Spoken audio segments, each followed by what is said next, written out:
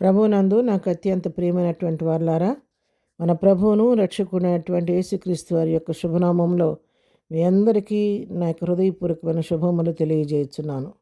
ఉదయకాల సమయంలో దేవుని వాక్యాన్ని ధ్యానం చేసుకుందాము. ఈరోజు వాక్య ధ్యానం కొరకు మనం తీసుకున్నటువంటి లేఖన భాగం హెబ్రీలకు రాసిన పత్రిక 13వ అధ్యాయం 5వ వచనం చదువుకుందాం. నిన్ను ఏమాత్రమును విడువను, నిన్ను ఎన్నడను ఎడబాయునని ఆయనయే చెప్పాను కదా. ఇక్కడ దేవుని వాక్యం సెలవిస్తుందండి. నిన్ను ఏమాత్రమును విడువను, ఎన్నడను ఎడబాయనని మన ప్రభువే స్వయంగా మనతో చెప్తూ ఉన్నాడు. ఉదయకాల సమయంలో ఎంత గొప్ప ఆదరణకరమైనటువంటి వాక్యాన్ని ప్రభు మనకు అనుగ్రహిస్తున్నాడు. ఆయన ఏ మాత్రం కూడా విడిచే దేవుడు కాదు, ఎన్నడూ కూడా మనల్ని ఎడబాసే దేవుడు కాదు. మనం ఏ స్థితిలో ఉన్నప్పటికీ ఆ స్థితిలో ఆయన మనకు తోడుగా ఉండే దేవుడు. మరి ఎక్కడున్నప్పటికీ మనం ఏ పరిస్థితుల్లో ఉన్నా, ఎక్కడ ఉన్నప్పటికి కూడా ఆయన మనకు తోడుగా ఉండి మనల్ని నడిపించే దేవుడై ఉన్నాడు. యోనా సముద్ర గర్భంలో ఉండి మొరపెడుతున్నప్పుడు యోనాతో ఉన్నాడు. ఆయన మరి పొరపాటు చేసినప్పటికీ మరి మత్స్యం మింగి తన కడుపులో దాచుకున్న సమయంలో చేప కడుపులో ఉండి ప్రార్థన చేస్తున్నప్పుడు యోనా అక్కడ కూడా ప్రభు ఉండి యోనాకు తోడుగా ఉండి ప్రాణాపాయానికి అప్పగించకుండా మత్స్యానికి ఆజ్ఞాపించి తన కడుపులో 3 దినాలు యోనాను దాచిపెట్టి భద్రంగా మన తిరిగి విడిచిపెట్టడానికి ఆజ్ఞాపించింది దేవుడు.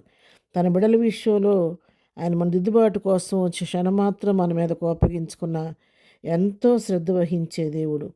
మరి ఆయన అందుకే యోనా గ్రంథం 2వ అధ్యాయంలో 6వ వచనం మనం చదువుకుంటే, నేను మరెన్నటికీ ఎక్కి రాకుండా భూమి గడియలు వేయబడి ఉన్నవి, పర్వతముల పునాదులలోనికి నేను దిగి ఉన్నాను. నా దేవా యెహోవా, నీవు నా ప్రాణము కోపముల నుండి పైకి రప్పించి ఉన్నావు అని ప్రార్థిస్తున్నాడు. ఆ చేప కడుపులో నుండి గర్భంలో నుండి యోనా చేసిన ప్రార్థన ప్రభు ఆలకించి ఆ రోజు యోనాకు తోడుగా ఉండి ఏమాత్రం విడిచిపెట్టకుండా ఎడబాయకుండా సజీవుడిగా చేప కడుపులో నుంచి బయటకు తీసుకొని వచ్చి మళ్ళా తన మహిమ కొరకు వాడుకున్నటువంటి దేవుడు. ఆయన నమ్మిన బిడ్డల్ని ఎప్పుడైనా విడిచిపెట్టే దేవుడు కాదు. మరి దేవుని వాక్యంలో మనం గమనిస్తూ ఉంటే షడ్రక్ మేషక్ అబేద్నెగోల విషయంలో కూడా దేవుడు ఎంతో శ్రద్ధ చూపించాడు. వాళ్ళని మరి అగ్నిగుండంలో వేసినప్పుడు వారితో కూడా 4వ వ్యక్తిగా ఆయన సంచరించాడు.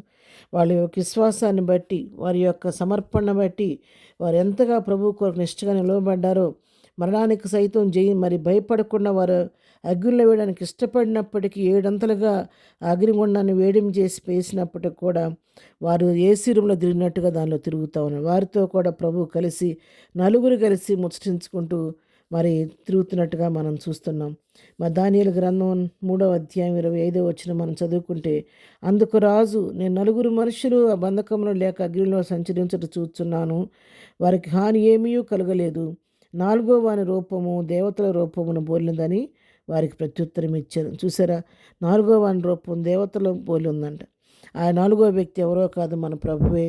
ఆ రోజు షడ్రక్ మేషక్ అబేద్నెగోలతో కూడా అగ్నిగుండంలో కూడా వారిని విడువకుండా వారికి తోడుగా ఉండి వారితో పాటు ఆయన సంచరించాడు. అవును ప్రియులారా, ఉదయకాల సమయం మనం తెలుసుకోవాల్సిన సత్యం ఏంటంటే, మనం ఏ స్థితిలో నుంచి వెళుతున్నా, ఎటువంటి పరిస్థితుల్లో ఏ శోధనలో నుంచి వెళుతున్నా, ఆ శోధనలో మనకంటే ముందుగా మన ప్రభు ఉన్నాడని మనం నమ్మాలి. ఆయన మనకు ముందుగా వెళ్ళి మనకు మార్గం సరళం చేసే దేవుడు, మనం ఒంటరిగా విడిచిపెట్టే దేవుడు కాదు. దానియేలు గ్రంథంలోనే మరి దానియేలు విషయంలో కూడా 6వ అధ్యాయంలో మనం చూస్తే 10వ వచనం 19వ వచనం, తెల్లవారుజామున రాజు వేగిరమే లేచి సింహముల గుహ దగ్గరకు త్వరపడిపోయాను. అది గుహ దగ్గరకు రాగానే దుఃఖస్వరముతో దానియేలుని పిలిచి, జీవము గల దేవుని సేవకుడమైన దానియేలు, నిత్యము నీవు సేవించునని దేవుడిని రక్షింపగలిగినా అని అతను అడిగాను. అందుకు దానియేలు, రాజు చిరకాలం జీవించును గాక, నేను ఆ దేవుని దృష్టి నిర్దోషిగా కనబడుతును గనుక ఆయన తన దూతను పంపించి సింహమును నాకు ఏ హాని చేయకుండా వాటి నోళ్ళు మోయించెను. చూసారా, ఇక్కడ దానియేలు విషయంలో కూడా సింహాల బోన్లో ప్రభు తోడుగా ఉండి సింహాల నోళ్లను మూసి వారికి కాపుదలుగా ఉండి దానియేలును రక్షించిన దేవుడు. ఈ ఉదయకాల సమయంలో వాక్యం వింటున్నటువంటి నిన్ను నన్ను కూడా ఏమాత్రం విడిచిపెట్టకుండా ఎన్నడూ ఎడబాయకుండా మనకు తోడుగుండే దేవుడు. ఒకసారి ఒక దైవజనుడికి ఒక దర్శనం వచ్చిందంటండి. ఆ దర్శనంలో మరి తను చాలా క్లిష్టమైన మార్గంలో నడవటానికి దారి లేని పరిస్థితుల్లో ఒక ఒక మనిషి అడుగులు మాత్రమే కనబడుతున్నాయంట. అది దాటిన తర్వాత మళ్ళీ చక్కగా మార్గం సరళ ఉన్న దగ్గర ఇద్దరు మనుషుల అడుగులు కనపడుతున్నాయంట. అతను అనుకున్నాడంట, నా ప్రభువు నాతో ఉంటాడు అనుకున్నాను, కానీ చూసావా, మార్గం మంచిగా ఉన్నంతసేపు నాతో నడిచాడు యేసయ్య, ఈ ముళ్ళ మార్గంలోకి వచ్చి క్లిష్టమైన పరిస్థితిలో కుదని విడిచిపెట్టాడు అని బాధపడ్డాడంట. అదే విషయాన్ని ప్రభు సన్నిధిలో ప్రార్థన చేశాడంట. యేసయ్య, నువ్వు నన్ను క్లిష్ట పరిస్థితులు వదిలిపెట్టి ఒంటరిగా వదిలేసావంటే ఇప్పుడు ప్రభు చెప్పాడంట, నా కుమారుడా, నేను విడిచిపెట్టలేదు. మన ఇద్దరం కలిసి వస్తున్నప్పుడు ఆ క్లిష్టమైన పరిస్థితి వచ్చినప్పుడు నువ్వు నడవలేకపోతే నేను ఎత్తుకొని నేను నడిచాను, నా భుజం మీద వేసుకొని నేను నడిచాను. నువ్వు పొరపడుతున్నట్టుగా అడుగులు నీవి కాదు, ఆ అడుగులు నావి అని చెప్పాడు. అవునండి, మన దేవుడు అంత జాలి కలిగిన దేవుడు కాబట్టి ఆయన ఏ పరిస్థితుల్లో కూడా విడవకుండా మనకు తోడుగా నడిపించే దేవుడు. ఈ వాక్యం వింటున్న ప్రియులారా, ఈ ఉదయకాల సమయంలో నాకెవరూ లేరు అనుకుంటున్నావా? ఈ లోకం నన్ను ఆదరించేవారు అనుకుంటున్నావా? మరి యేసయ్య కూడా కొన్నిసార్లు నాకు ప్రార్థనకు జవాబు రావట్లేదు, ప్రభువు నన్ను విడిచిపెట్టడని చెప్పి బాధపడుతున్నావా? నీకు ఒక శుభవార్త, దేవుడు నేను విడిచిపెట్టలేదు, ఆయన నీతోనే ఉన్నాడు. ఆయన ఏమాత్రం విడిచిపెట్టడు నిన్నెన్నో ఎడబాసే దేవుడు కాదు, కంటికి రెప్పలాగైతే కాసే దేవుడు నీకు తోడుగా ఉన్నాడు. ఈ సహోదరి సహోదరుడా, ఈ ఉదయకాలం దేవుని వాక్యాన్ని హెచ్చరిస్తుండగా నీ యొక్క దుఃఖాన్ని మానివేయి, ధైర్యం తెచ్చుకో, ఆదరణ పొందు, ప్రభు పాదాలు పట్టుకో. ప్రభువు నాకు తోడుగున్నాడు, ఆయన ఏ పరిస్థితి విడవని దేవుడు నాతో ఉన్నాను, ఎత్తుకొని నడిపించి దేవుడు నాకు ఉన్నాడని చెప్పి నమ్మి ప్రభు పాదాలు పట్టుకో. ప్రభు కృపకు తోడై నడిపిస్తుంది. ప్రార్థన చేసుకుందాం. ప్రేమగలిగిన తండ్రి, నీ వందనాలు. ఉదయకాల సమయంలో వాక్యమన్న మా ప్రియుని బిడ్డలందరిని బట్టి మీ వందనాలు చెల్లిస్తున్నాం తండ్రి.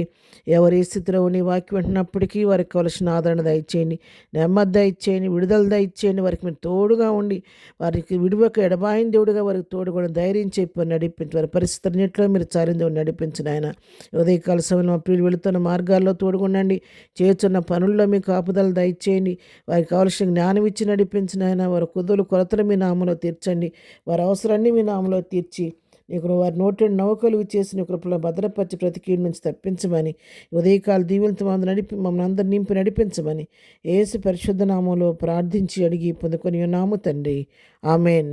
ప్రభు కృప సదాకాలం మనందరికీ తోడై ఉండి నడిపించునుగాక. ఆమెన్.